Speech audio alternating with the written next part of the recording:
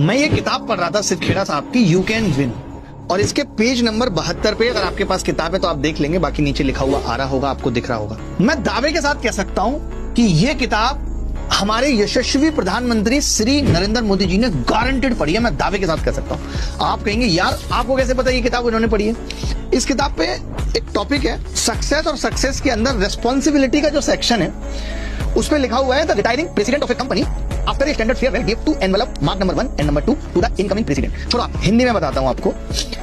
एक कंपनी में एक मैनेजर रिटायर होता है, उसकी फेयरवेल पे जो अपकमिंग मैनेजर है वो उसको 2 एनवेलप देता है और ये कहता है कि जब भी कभी तुम्हें संकट दिखे, लोग तुम पे हावी दिखें, तुम उन्हें अकेले ना संभाल सको तो लिफाफा नंबर 1 खोलना।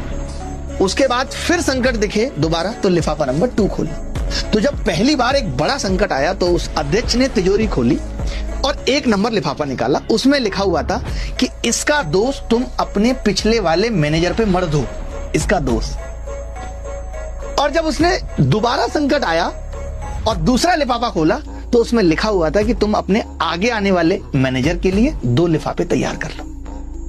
मैं एक बात बोलूं आपको, पता है जिम्मेदार लोग ना अपनी गलतियों को स्वीकार करते हैं और उनसे सीखते हैं, ना कि 12-13 साल तक एक ही गुणगान गाते रहते हैं, पिछले 70 सालों में ऐसा हुआ, पिछले 45 सालों में ऐसा हुआ, उसका दोष है। पता है गलतियों के साथ आप 3 तरीके से पेश आ सकते हैं।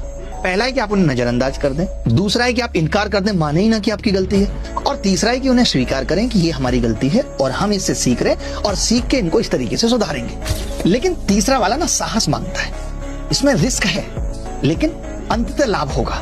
और हम आजकल कैसे हो गए कि अपनी कमजोरियों का बस बचाव करते घूमते रहते हैं।